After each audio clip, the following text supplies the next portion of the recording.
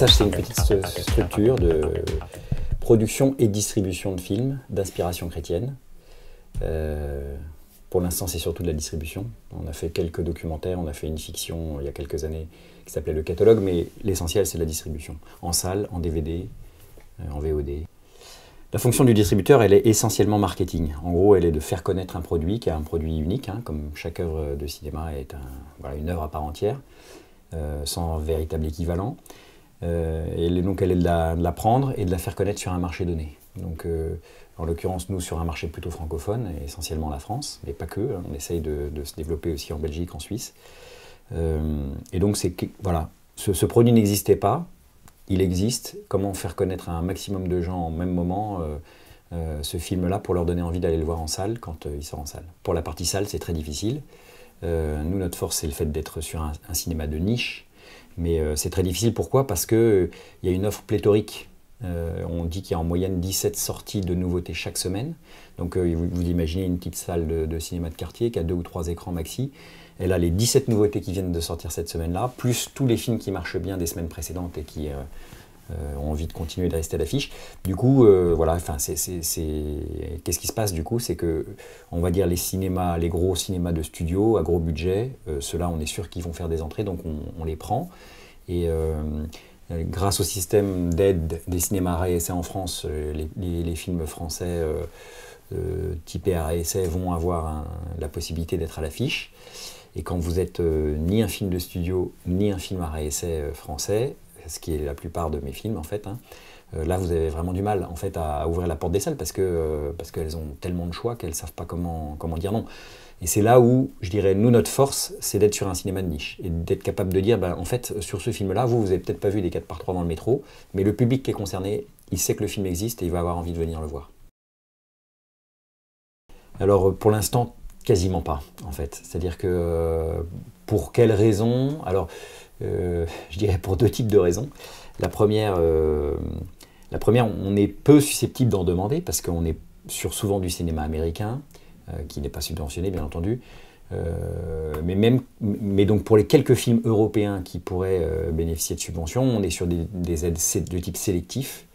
Et là, sur ces aides sélectives, jusqu'à présent, même si on a présenté que des films qui avaient qui étaient des vrais films d'auteur, voilà, on n'a jamais eu gain de cause auprès du CNC. Ils ne vous diront pas que c'est pour des raisons de message, hein.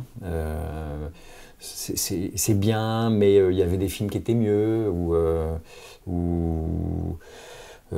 voilà, peut encore mieux faire, c'est intéressant, mais on n'est pas encore sur un film totalement, film d'auteur, etc. Bon, c'est sûr que, au niveau du message, on exprime une vraie diversité. Vous savez que le CNC, il est censé, justement, voilà, explorer et puis surtout récompenser la diversité, mais c'est une diversité qui est assez monochrome, en fait, hein. Dans la réalité, donc du coup, non, nos films, pour l'instant, ils n'ont pas eu l'heure de plaire, en tout cas. Je ne peux pas l'écrire noir sur blanc parce qu'ils ne l'écriront pas noir sur blanc, mais je constate que, ouais, sur des films comme Lettre au Père Jacob, comme Tout mais pas ça, notamment, enfin, ce sont 2 films d'auteurs européens pour lesquels on a présenté des aides et qu'on n'a pas eu, alors qu'ils avaient été vraiment encensés par la critique. C'est-à-dire que, y compris, je vais dire, la critique bobo parisienne a trouvé vraiment ces films sympas, marrants, bien construits, intelligents.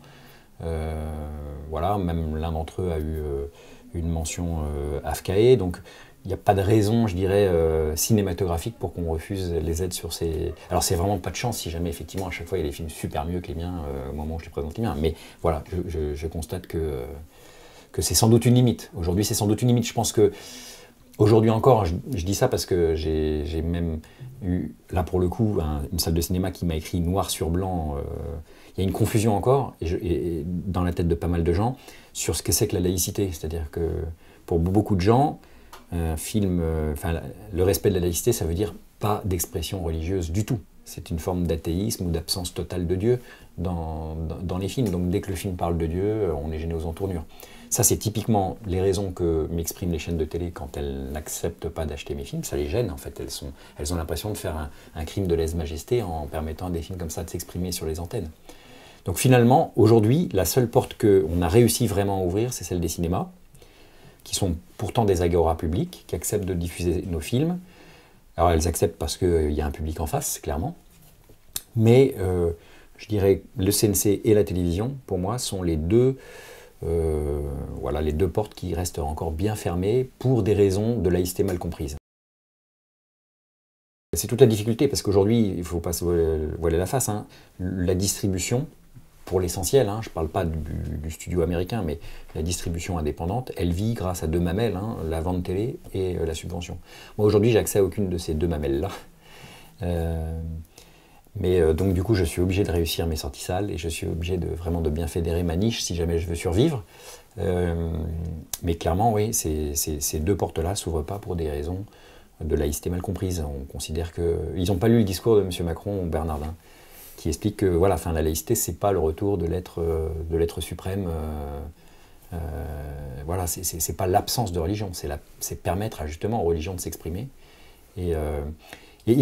Enfin bref, moi c'est mon discours et c'est mon dada, parce que forcément, je pense qu'on ne résoudra pas la crise que traverse notre civilisation et notre société en niant et en bannissant le surnaturel de l'espace public.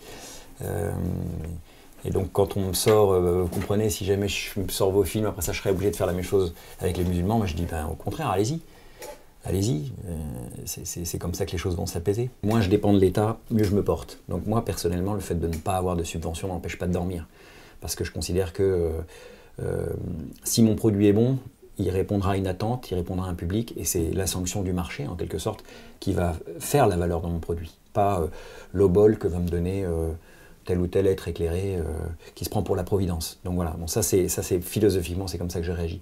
Maintenant, je constate quand même, mais les règles du jeu ne sont pas complètement claires, mais que, je dirais, le cinéma français est probablement celui qui s'en tire le mieux à l'intérieur de l'Europe, grâce aux subventions, en termes de nombre de productions.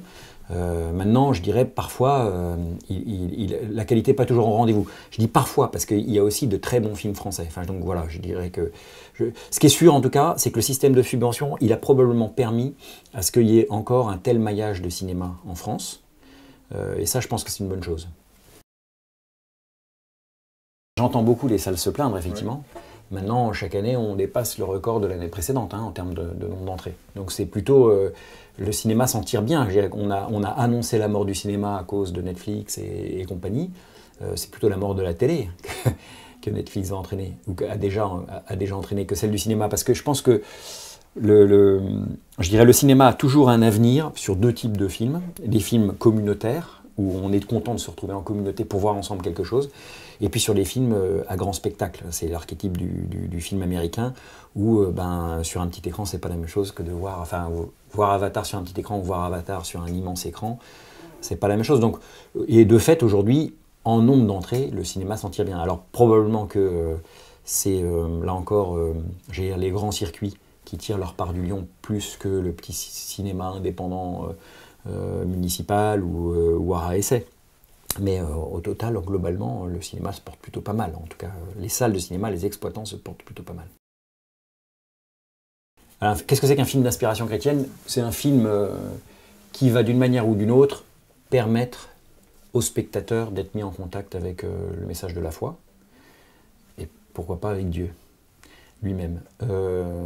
Donc voilà ce que c'est pour moi un film d'inspiration chrétienne. Donc c'est pas forcément un film réalisé par un réalisateur chrétien, c'est pas un film nécessairement dans lequel il y avait un but ou une intention d'exprimer cette foi au public, mais c'est un fait que à travers ce film, on est mis en contact, mis en relation avec le message chrétien, avec la foi chrétienne.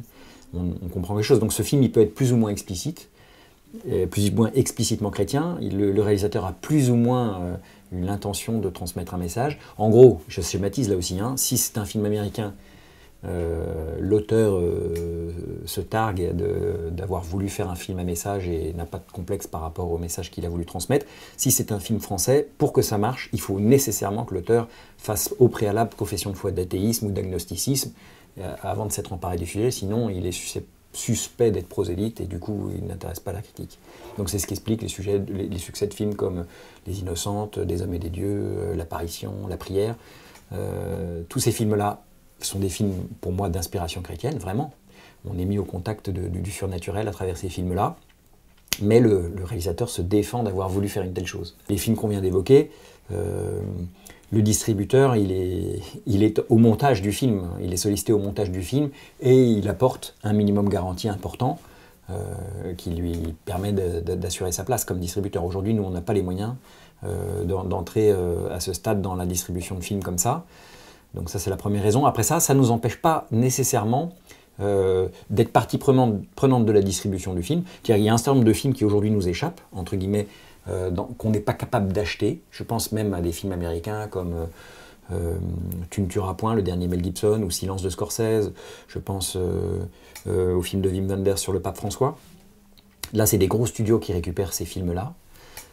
Mais en revanche, ça ne nous empêche pas de travailler pour ces films-là. C'est-à-dire que les distributeurs maintenant ont repéré que notre spécialité c'était la niche chrétienne et dans ces cas ils font appel à nous pour les aider à distribuer. Ce qu'on a fait aussi sur le film de Nicolas Boukrieff, La Confession. On a failli le faire sur la prière.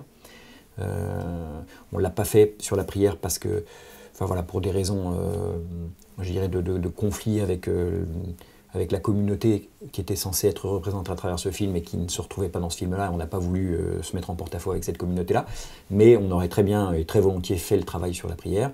On ne l'a pas fait sur Marie-Madeleine, qui était distribuée par Universal, mais plus parce que là, pour le coup, on ne se sentait pas de promouvoir cette vision de Jésus. Voilà. Donc on est aussi très attentif à respecter notre public, quoi, à faire en sorte que le public se retrouve dans les films que l'on propose. Je vais faire une comparaison totalement, à mon avis, pertinente avec le cinéma LGBT. Vous avez des distributeurs LGBT qui sont spécialisés sur la niche LGBT, et puis de temps en temps, vous avez un grand film qui va vous raconter la vie de Carole, la vie de telle ou telle grande figure LGBT, et qui va permettre de toucher un plus grand public. On est à peu près dans la même approche avec nous. Il y a des films, un certain nombre des films qu'on sort, effectivement, sont pour la niche, on va dire, et auront du mal parce que trop prosélyte, parce que trop, avec un message trop appuyé, à toucher un public au-delà de cette niche. Et puis il y a des films beaucoup plus grand public, je pense vraiment typiquement, un des meilleurs pour moi réalisateurs en fait dans ce type de film-là, c'est Mel Gibson. C'est-à-dire que c'est pour moi une des personnes qui est le plus capable de faire des films qui vont toucher un grand public parce que la violence, parce que la manière dont... Enfin, je pense à Tu ne tueras point, on a un film de guerre extraordinaire, et en même temps, on a un souffle spirituel incroyable. Donc voilà, donc des films comme ça vont permettre de toucher un public beaucoup plus large, parce que le réalisateur voilà, a un vrai génie, et puis l'histoire a une universalité qui permet de toucher un public plus large. Donc on est un peu sur les... voilà, il y a les deux types de films, et aujourd'hui, quand on est capable ou quand on est mandaté pour travailler sur des films un peu plus grand public, je pense à L'Étoile de Noël aussi, qui est dans son genre un dessin animé qui a fait 575 000 entrées en France. Il y a un nombre considérable de centres aérés, d'écoles, publiques comme privées, qui sont allés voir ce dessin animé et qui ont été mis au contact du message de l'Évangile à travers ce dessin animé. Si je reprends en fait historiquement les choses, on n'est pas arrivé à des changements sociétaux type mariage pour tous, PMA pour toutes, etc., par hasard et uniquement par la force du poignet de tel ou tel dirigeant qui aurait voulu. Les choses, elles ont été préparées culturellement par une forme de mithridatisation de la pensée, où on nous a habitués petit à petit à avoir systématiquement, on va dire, dans tous les films, dans toutes les séries télé, l'homo de service, sympathique, bienveillant, dont la problématique est d'avoir des enfants. Enfin, je dirais, on voit petit à petit, et puis parce que vous avez 1, 2 films comme ça qui sortent chaque mois, vous habituez une société à considérer que ce qui était considéré comme totalement anormal 10 ou 15 ans après devient totalement naturel et validé par tout le monde après. Je pense que le message chrétien dans nos sociétés connaît le type d'ostracisation que pouvaient connaître les LGBT il y a 20 ou 30 ans. Et je dirais, je constate que leur méthodologie a payé ou a fonctionné. Et je dirais le combat que je mène, alors j'ai pris l'exemple LGBT parce qu'on est effectivement dans un cinéma qui était, je dirais, complètement blacklisté, un cinéma qui est devenu un cinéma de niche et qui maintenant fait partie quasiment de tous les films je dirais quasiment dans tous les films aujourd'hui, vous avez la thématique homosexuelle qui est présente, et vous avez de véritables chefs-d'œuvre accomplis par des grands artistes, des grands comédiens, qui ont pignon sur rue et qui sont projetés dans les grandes salles, à la télévision, etc. Bah, je pense à Carole, je pense à Bohemian Rhapsody, je pense au film là, qui va sortir sur Oscar Wilde. Vous avez quelques grandes figures comme ça qui régulièrement voilà, permettre en tout cas de faire mieux connaître le combat. Et maintenant c'est plus la question de la transsexualité. C'est-à-dire que le combat c'est maintenant déporté là-dessus avec Girl, enfin le film là, qui a été vraiment remarqué par la critique, etc. Ce que je veux dire par là c'est que il y a eu une évolution en tout cas sur ce combat-là. Hein. Je ne porte pas de jugement sur le combat, mais ce que je veux dire c'est que il était blacklisté, il est devenu un cinéma de niche, et maintenant c'est un sujet qui n'est plus du tout un sujet tabou, et qui fait partie de manière naturelle de n'importe quel type de scénario. Et ben mon rêve, en tout cas, c'est que le message chrétien, qui était blacklisté, le film chrétien n'avait même pas droit d'existence jusqu'à présent. Enfin, c'était considéré comme insipide, prosélyte, nauséabond. Depuis 3-4 ans, je constate que, en tout cas, c'est pas infamant qu'il sorte en salle de cinéma, et il a sa place là. Donc et qu'il est aujourd'hui, l'évolution que je constate depuis 3 ou 4 ans qu'on distribue des films comme ça, c'est qu'en France, en tout cas, c'est considéré comme un cinéma de niche. C'est déjà une première évolution. Mon rêve, mon ambition, c'est que demain, dans tous les films, ce qui est normal, les gens, la question de Dieu soit présente. Parce que dans la vie de tous les jours, dans la vie de tous les hommes, il y a cette question existentielle. Est-ce que Dieu existe? Est-ce que je suis tout seul? Et donc que cette question-là fasse partie des grands films, ça me paraît normal. C'est la vie ordinaire, c'est la vie tout simplement. Et que demain, il y a des grandes figures, voilà, comme les moines de Tibérine ou d'autres, qui soient portés à l'écran, ça me semblerait une bonne chose. C'est comme dans la musique chrétienne ou la musique religieuse. Il y a eu un moment où le monde était chrétien. Et du coup, vous pouviez vous permettre d'avoir des paroles beaucoup plus allusives, plus poétiques peut-être, parce que tout le monde comprenait et avait les clés pour décoder. Aujourd'hui, on est un monde tellement déchristianisé que vous pouvez effectivement rester très implicite sur la manière dont vous allez exprimer le message. Ça va passer à 10 000 au-dessus de la plupart des spectateurs, parce qu'il n'y a plus le fondement culturel qui permet de comprendre en fait. Après ça, il va y avoir aussi la question du public auquel vous vous adressez. Donc, mais c'est effectivement, et moi je dirais, je travaille pour les... J'ai 2 cibles. Ma cible privilégiée, c'est la cible chrétienne, et la cible chrétienne, si jamais j'avais à la caractériser, je dirais que d'abord, elle a besoin d'outils pour transmettre sa foi, pour la fortifier. Et elle va avoir besoin de quelque chose d'assez explicite pour cette mission-là, de transmission ou de grandir dans sa foi. Elle va avoir besoin de vies de saints édifiantes, elle va avoir besoin de films où ça se termine bien. Voilà. Elle va pas être nécessairement hypersensible à l'aspect cinématographique, elle va plus être sensible à l'aspect message. Et puis vous avez la cible du grand public qui a le droit d'avoir accès à la bonne nouvelle, mais qui ne va pas forcément aller voir un film trop explicite parce que ça va le barber, il va se sentir prisonnier, il va se sentir pas à l'aise. Et donc lui, il faudra avoir une approche beaucoup plus subtile. Maintenant, je me fais non plus pas trop d'illusions, enfin, je dis ça, vous ne l'avez pas abordé comme ça, hein, mais on rêve tous d'un cinéma, je dirais, gratuit, l'art pour l'art, sans intention, sans message, chacun étant libre de trouver le message. Mais je dirais des auteurs qui, objectivement, sont capables de se lancer dans un film sans intention, je dirais sans intention philosophique, idéologique. Il n'y en a pas beaucoup. D'ailleurs, il y a toujours une note d'intention hein, quand on fait un film, hein, il y a toujours une note d'intention de l'auteur. C'est-à-dire qu'on ne peut pas rêver... je dirais, oui, le cinéma est aussi une manière de véhiculer une forme d'idéologie, et cette idéologie pouvant être parfois tout simplement le divertissement, c'est-à-dire je distrais les gens, etc. Le seul, pour moi, réalisateur qui soit de ce point de vue-là absolument incroyable, c'est Cristian Mungiu, un réalisateur roumain. Quand il fait un film, on ne sait pas ce qui... Vraiment, on est incapable de dire il pense ci ou il pense ça sur le sujet. C'est pour moi le seul. Les films basés sur une histoire vraie, et les documentaires sont de plus en plus importants en nombre et en succès. On a des documentaires qui font jusqu'à 1 million d'entrées.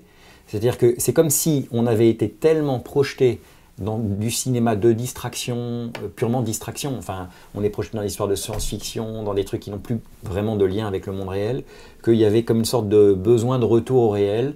Et donc le documentaire permet ce retour vraiment au réel. Et le film basé sur une histoire vraie, voilà. Quand j'analyse un peu historiquement, jusqu'à la fin des années 50, on a eu des péplums, on a eu des beaux films de Bresson, etc. On a eu quelques grands auteurs, des auteurs italiens, pas forcément chrétiens, qui sont intéressés à des sujets bibliques, etc. À partir de la fin des années 60, et quasiment jusqu'en 2010, hein, c'est-à-dire que pendant plus de 40 ans, il y a eu comme une éclipse des sujets religieux. C'est-à-dire que la question religieuse était abordée, à quelques rares exceptions près, mais qu'on peut lister sur les doigts des deux mains. C'était de manière caricaturale. C'est-à-dire, à chaque fois, on est dans la caricature de la figure d'Église. Et puis quelques petites exceptions avec en 86 Mission de Roland Joffé, avec Des hommes et des dieux, avec La Passion du Christ, avec L'île de Pavel Lounguin. Enfin, on a quelques petits îlots vraiment exceptionnels, complètement exceptionnels. Tous les 18 ans, tous les 4 ans, enfin, très rares. Et puis depuis 2010, la prise de conscience d'abord par Hollywood du fait qu'il y a une attente spirituelle dans le public, et du coup le retour au peplum biblique, le retour au cinéma face-based, tel qu'il a été carrément genrisé aux États-Unis. Après ça, du coup c'est vrai que le public chrétien, en tout cas c'est comme ça que j'analyse les choses, hein, n'est pas un public cinéphile. C'est pas un public cinéphile, dans le sens où il n'a pas pris l'habitude, il a déserté les salles de cinéma pendant ces 40 dernières années. Pour l'essentiel, hein, je dirais, je brosse à grands traits, et je vois bien que aujourd'hui, quand je sors un film, on va dire plus cinématographique, comme je pense à Lettre au Père Jacob, je fais 3500 entrées, gros maximum, quoi. Et je sors un film comme Dieu n'est pas mort, où on est vraiment dans du cinéma un peu caricatural, on va dire très prosélyte, je fais 45 000 entrées. Donc, voilà, ça c'est la réalité du marché sur lequel je suis aujourd'hui. C'est sûr que si jamais je faisais que du Lettre au Père Jacob, j'aurais déjà mis la clé sous la porte, et vous n'entendriez plus parler de moi, et on ne ferait pas cette interview aujourd'hui. Donc ça c'est la première chose, c'est la réalité du marché, quoi. Bon. Donc il faut la prendre en compte. La deuxième chose, c'est que maintenant, même un film comme Dieu n'est pas mort, dont je suis très conscient des limites cinématographiques, du côté effectivement caricatural, du côté même malveillant par rapport à la figure de l'athée. Pour autant, et je l'ai senti moi-même quand je l'ai vu et découvert ce film la première fois, je trouve qu'il y a un vrai souffle. Il y a un vrai souffle divin dans ce film-là, qui fait que on peut être mis, il y a une vraie audace de la part des réalisateurs, et qui fait que l'Esprit Saint passe. Enfin, il y a quelque chose de l'ordre du surnaturel qui passe à travers ce film-là. Et je pense que c'est ça qui explique ce succès. C'est pas, je dirais, il y a une forme qui n'est pas géniale, mais je dirais on a exactement la même chose avec un film comme Le Grand Miracle, qui est un dessin animé absolument raté, j'allais dire, sur le plan du dessin. En tout cas, c'est pas nos critères esthétiques européens, mais il y a un véritable souffle qui passe et qui fait le succès de ces films-là. Donc, et moi, c'est ce qui m'intéresse. Je dirais que j'apprécie les films de cinéma vraiment. Enfin, je suis un fan de Terrence Malick, je suis un fan de Christian Mungiu. Donc je suis capable d'appréhender des films peut-être plus exigeants. Pour autant, ce qui m'intéresse dans la sélection des films qu'on fait, c'est cette question du souffle. Tout. Je dirais le cinéma, pour moi, c'est l'art des arts. Il convoque tous les arts, tout simplement. Hein. C'est-à-dire qu'il convoque les 6 autres arts qui le précèdent. Donc c'est ce qui explique son impact absolument incroyable. Donc pour moi, le cinéma il n'y a pas de meilleur média, il n'y a pas de meilleur messager que le cinéma. Il vous fait vivre d'autres vies, il vous plonge... Enfin, on a tous cette expérience d'être transformé. Moi, je pense que le cinéma, il n'a pas seulement des vertus catharsiques, c'est-à-dire qu'il n'est pas seulement capable de vous élever et de vous... Moi, je me rappelle très bien, il y a quelques dizaines d'années, après avoir vu le film Le Hussard sur le toit de Rapneau, de m'être senti plus fort le lendemain à la machine à café pour éviter de dériver comme un papier gras sur l'eau des caniveaux intellectuels dans les conversations bébêtes, parce que j'avais vu une figure héroïque et que je m'étais senti attiré par le haut. Je pense que le cinéma, il a aussi des vertus thérapeutiques, j'y crois profondément. Je pense qu'à travers le miroir qu'il renvoie, à travers... voilà, il peut permettre une forme de guérison, de libération du spectateur par rapport à bien des choses. Et je pense que c'est aussi un moyen incroyable de rencontrer Dieu. d'être mis au contact de la parole de Dieu. Voilà. Donc ça, c'est tout ce qui fait que je m'investis aujourd'hui dans le cinéma, parce que je suis conscient de son pouvoir. J'avais rencontré en 2004 un producteur à Hollywood, qui était un des producteurs de X-Men, Ralph Winter, qui disait 95% des gens, 1 heure après avoir assisté à un office, se ne souviennent plus du tout de ce sur quoi portait le sermon du curé ou du pasteur, mais tout le monde est capable, 10 ans après avoir vu un film, de redonner telle ou telle citation. C'est-à-dire qu'il y a vraiment un impact incroyable du fait qu'il est justement cette somme de tous les arts. Il est capable du meilleur comme du pire. Et tout va dépendre justement de l'intention du réalisateur ou du producteur. C'est cette question d'intention qu'on évoquait tout à l'heure qui va faire qu'il va servir la lumière ou il va servir les ténèbres. Ma plus grosse déception, c'est très clairement Les Lettres au Père Jacob, que je trouve un film incroyable, vraiment lumineux, voilà, qui n'a pas rencontré son public, clairement. Ma plus grosse surprise, c'est probablement Dieu n'est pas mort. Parce que j'avoue que quand je l'ai sorti, j'y ai pas cru du tout. Je me suis dit, bon, je l'ai sorti presque par devoir, ce film-là, parce qu'il est, je dirais, sur le plan de l'histoire du cinéma, face-based, c'est vraiment un ovni. C'est-à-dire, ce film-là, il a eu un budget d'1 million d'euros, il a fait 46 millions d'euros de box-office aux États-Unis.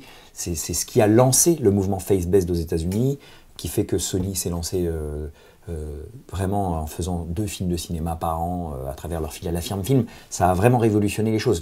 Tous les distributeurs, les producteurs se sont dit, il y a un marché là. Donc, je dirais, je trouvais ça légitime de le sortir en salle, mais j'avoue que quand je l'ai sorti, j'avais vraiment peur. Je me suis dit, là, je vais me ramasser sur ce film-là. Et j'étais bluffé de voir que le même souffle qui avait habité le film aux États-Unis avait fonctionné en France et qu'on avait été jusqu'à 45 000 entrées sur ce film-là. Il y a 3 films. Les 3 films qui m'ont le plus touché, c'est La Passion du Christ, L'Île de Pavel Lounguin et L'Arbre de vie, enfin The Tree of Life de Terrence Malick. Ça, c'est les 3 films pour moi les plus... On va dire, c'est comme des miracles, en fait, sur le plan artistique, sur le plan du message. Enfin, voilà, c'est des films mystiques pour moi. C'est des films mystiques qui permettent de... Et puis, je dirais, parce que j'aime beaucoup aussi Christian Mungiu, peut-être Au-delà des collines, qui est aussi un film que je trouve incroyable. C'est un ovni, pour moi, vraiment un ovni. C'est-à-dire, c'est un objet filmique non identifié. Je connais aucun film qui ressemble à ce film-là. Aucun. C'est un film qui parle... Alors si, je dirais, le seul qui parle un peu comme ça de l'âme humaine, c'est justement L'Île de Pavel Lounguin, à travers justement ce déchirement du moine par rapport à sa culpabilité, etc. C'est-à-dire que c'est un film qui s'intéresse à quelque chose qui est extrêmement difficile de représenter au cinéma, qui est la question de la honte, de la culpabilité, en fait, du péché, tout simplement. Et donc, il en parle avec une justesse de ton que je trouve juste miraculeuse, parce que c'est extrêmement casse-gueule comme sujet. On peut très vite tomber dans du moralisme, on peut très vite tomber... voilà.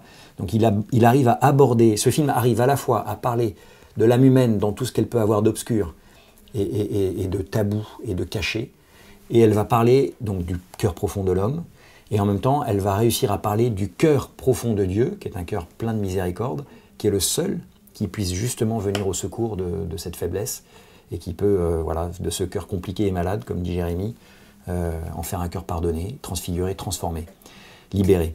Donc voilà, pour moi, ça c'est... Enfin, je ne connais pas d'autres films qui arrivent à faire ça, de manière aussi ajustée, avec des témoignages authentiques d'une vérité très crue, avec une fiction que moi, personnellement, je trouve magnifique, parce qu'elle permet d'apporter une forme de légèreté à un propos qui est très dur, et que je vois comme une méditation poétique, à la fois de la parabole du fils prodigue, à la fois de la brebis perdue, voilà, qui l'évoque avec cette relation entre le père et le fils, avec une figure du père que je trouve bouleversante. Moi, je pleure quand je vois ce regard du père sur son fils. Voilà, donc ce film-là, voilà, pour moi, c'est vraiment un ovni. C'est-à-dire, même cinématographiquement, je le trouve à part. Je le trouve, voilà, qui ressemble à aucun autre. Le sujet qu'il aborde fait qu'il est assez unique. Et puis, je le trouve, pour le coup, sur le plan de la foi, hyper kérigmatique. Kérigmatique, c'est-à-dire que il est vraiment...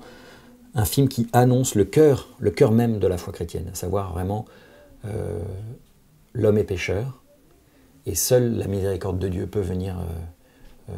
et je trouve que ce film-là est nécessaire, en fait, parce que le constat que je fais, c'est qu'on est dans un monde qui ne voit pas pourquoi il a besoin d'un sauveur.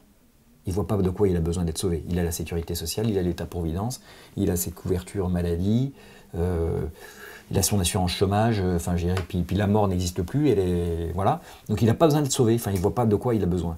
Et ce film-là, il exprime vraiment très bien le fait que s'il y a deux choses dont on a toujours besoin d'être sauvé, le péché et la mort, et ça tombe bien, c'est ce pourquoi Jésus est venu sur Terre, c'est pour nous sauver de ces deux choses-là. Donc c'est un film qui est tellement touchy sur la matière qu'il aborde, que je voyais extrêmement mal les cinémas prendre le film et le mettre tranquillement en plein programme dans leur salle de cinéma. Ça, je pressentais que ça allait être compliqué pour elles de faire ça. Et donc, je me suis dit, il faut qu'on le gère autrement. Et je me suis inspiré de ce qui existe aux États-Unis. Pour ce type de film, ce film-là est sorti sous cette forme-là aussi aux États-Unis. C'est-à-dire, au lieu de le sortir et de faire, on va dire, je ne sais pas combien de séances avec 2, 3 ou 4 personnes, d'essayer de faire justement une séance unique, de créer un événement, de communiquer très en amont, pour que les gens viennent voir à cette séance unique le film et fassent son succès. Et permettent, je dirais, au lieu de passer dans... Nos films, quasiment, ils sortent sur, on va dire, en gros 60 copies en première semaine, et puis après ça, ils tournent sur 250 ou 300 salles tout au long de leur carrière sur 6 mois. Là, l'idée, c'est de dire, on sort directement sur 200 salles, et puis on convoque tout le monde pour voir le film le même soir. C'est beaucoup plus facile pour la salle de cinéma d'accepter ça, parce qu'elle se dit, au moins, je ne m'embarrasse pas, je ne suis pas pris dans les obligations de programmation. Vous savez qu'aujourd'hui, une salle, quand elle prend un film en sortie nationale, elle est obligée de le garder 2 semaines à l'affiche. Personne n'aurait pris ce film-là pour le garder 2 semaines à l'affiche, c'est trop compliqué. Donc là, je ne les embête pas, je leur dis, je sors un jeudi soir, c'est pas une période faste. Le jeudi soir, on ne fait pas beaucoup d'entrées, je dérange personne, je prends juste une séance, mais je fais le plein. Mon objectif, ça serait de faire, on va dire, 30 000 entrées sur ce film-là. Alors, pas forcément le premier soir, mais parce qu'on aura sans doute... si le succès est au rendez-vous le premier soir, d'autres projections qui viendront derrière, de manière plus libre, plus spontanée, à la demande des uns ou des autres qui n'avaient pas pu ce soir-là. Mais c'est d'essayer de faire 30 000 entrées sur ce film-là, ce qui sera vraiment un très bon score. On est déjà présent sur la VOD grand public pour les films qui sortent en salle, donc on est sur les plateformes iTunes, TF1, etc., Orange, SFR. On a notre propre boutique VOD qui rassemble, on va dire, tous les films d'inspiration chrétienne, ou la plupart d'entre eux, en tout cas aujourd'hui. On a une 60aine de titres sur une plateforme qui s'appelle lefilmchrétien.fr. Donc on a nos titres, mais on a ceux de Sony, on a ceux de SND, enfin voilà, on a un certain nombre de titres. Il faut qu'on aille encore à la pêche de ce qui existe. On vend beaucoup de DVD, c'est paradoxalement, je dirais, probablement qu'on a un taux de vente de DVD absolument exceptionnel par rapport à l'ensemble de la profession, mais parce qu'on est sur un public qui a besoin de l'objet chez lui pour transmettre justement, ou pour offrir, donc le DVD fonctionne bien. Et on va continuer de sortir, on va dire, 4 à 5 films en salle par an, et puis 2 ou 3 films pour le compte d'autres grands distributeurs, comme Sony, comme Universal, comme SND. Et sur les films qu'on va sortir, nous, je pense qu'on va multiplier les opérations de type Sage Event, comme on a fait pour Le Cœur de l'Homme.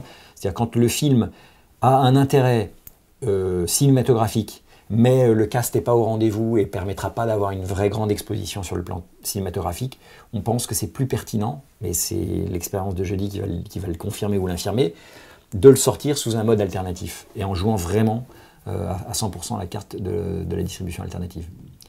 Mais pour le bien des salles, c'est-à-dire que si on veut exister comme distributeur indépendant, il n'y a pas photo. Il ne faut pas qu'on distribue comme les autres. Il faut qu'on soit plus intelligent, qu'on distribue de manière particulière. Et il faut qu'on emmène avec nous les salles en leur disant « mais on le fait parce qu'on fait comme ça pour tenir compte de vos contraintes. On a compris qu'il y avait 17 nouveautés chaque semaine et que vous ne pouvez pas tout sortir tout.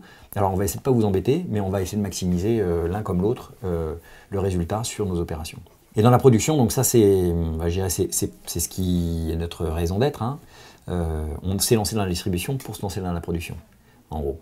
Mais depuis un certain temps que j'observe ce qui se passe, je vois 2 écueils pour ceux qui se lancent directement dans la production.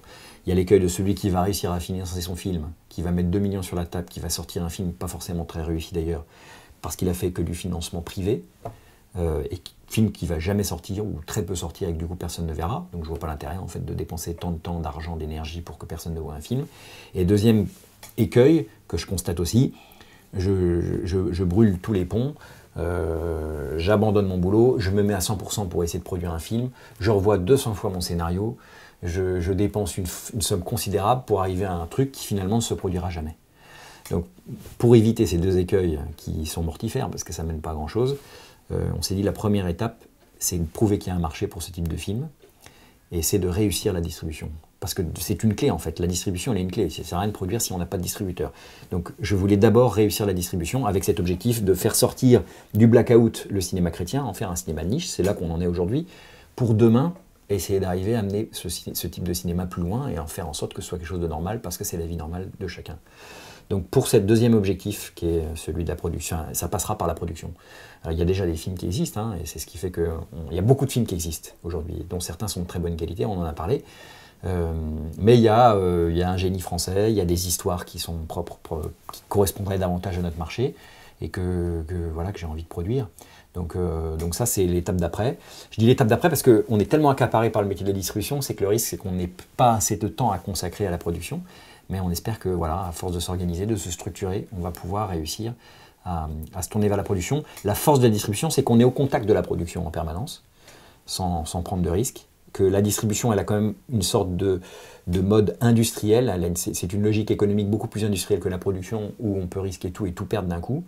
Voilà, c'est ce qui fait qu'on s'approche petit à petit, en tout cas, de cette hypothèse. C'est sûr que la base de tout, c'est quand même l'idée. Ça, c'est quand même le scénario. Donc c'est là qu'il ne faut pas se louper. Mais si jamais vous avez vraiment une histoire forte et cinématographique, eh bien je pense qu'on peut attirer de grands noms, des grands noms d'acteurs et des grands noms de comédiens pour se mettre au service de cette histoire. Et comme le plus grand et le plus génial de tous les scénaristes, c'est le bon Dieu, il y a beaucoup d'histoires vraies qui mériteraient d'être mises à l'écran.